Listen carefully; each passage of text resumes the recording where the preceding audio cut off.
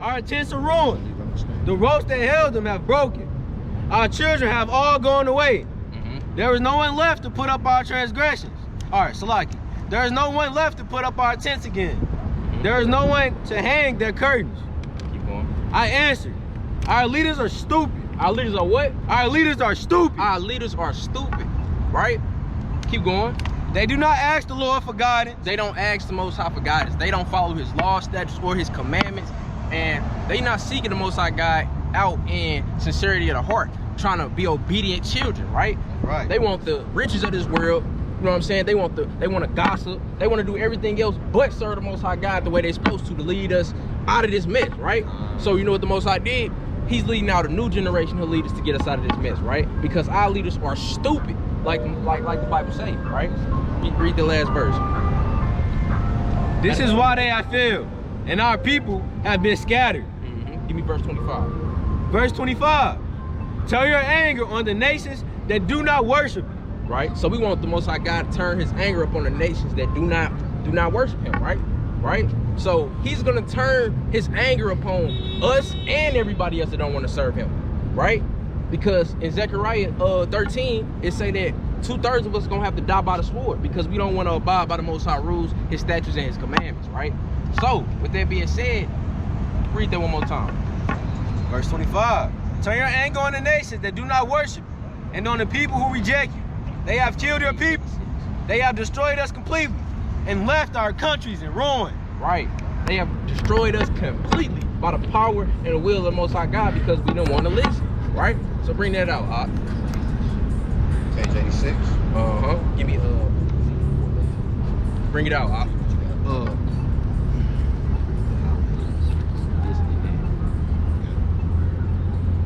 All right, this is the 1619 project. The 1619 project. This is a historical source book that you can go look up. Anything that we read out of this book, you go look up for yourself and find it to be true. You know what I'm saying? So we're gonna bring some historical facts out of this book, right? Okay, and I'm on page 86. And it reads, the scarcity of helpful food options in black neighborhoods is offset by the abundance of bad ones. Right. So they feeding us horrible food, right? Keep going. Read the next highlighted part. Right? In addition, certain food companies have targeted black youths. They targeted who? Black youths. Keep going. With advertising. Right. So you got Popeye's commercials, right? You got Megan Thee Stallion on her licking her tongue out, make you want to go get a motherfucking Popeye sandwich, man. The Most High not dealing with that, man. You just going off what you see, right? But that's just going to say like how much they want to destroy us as a people, right? They try to attack you through advertising, right? And they get your leaders. What did you say? Your leaders are dumb, right? Megan Thee Stallion would so-called be a social leader within our people, right?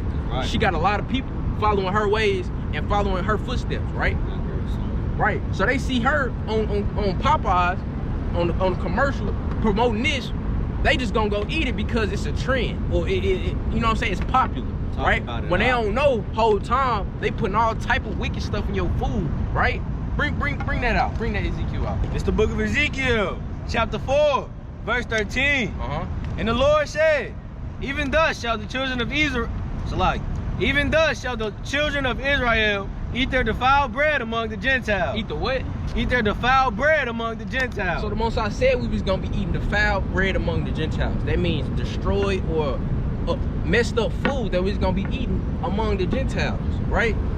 Keep going, Hawk. Read us, we start over. Yeah, right there, in addition, certain food companies have targeted black youths with advertising. A marketing analysis of television advertising dollars found a 50% increase between 2013 and 2017 in ads for sweetened food and beverages and snacks aimed at black households. Right. So they got certain foods aimed at what they think you're gonna like to eat to target you and destroy your body, man. Right? That's why the Most High God, he got rules, he got dietary rules and laws that we supposed to go by. So we know that they gonna try their best to defile our bread, right? Right. It's gonna be stuff that you eating that you think healthy that is not because of the stuff they putting in it. But with that being said, you need to be following the dietary laws that he put down so you can try to keep yourself out of harm's way as much as possible. Because the Most High God, he gonna protect you. Even though they doing this stuff that they doing to you, he's gonna protect you, right? Out of all the stuff they done fed us, we still alive, we still walking day to day, and we still so-called healthy. We still all right. You know what I'm saying? We survive, right? Read the last part, Ak.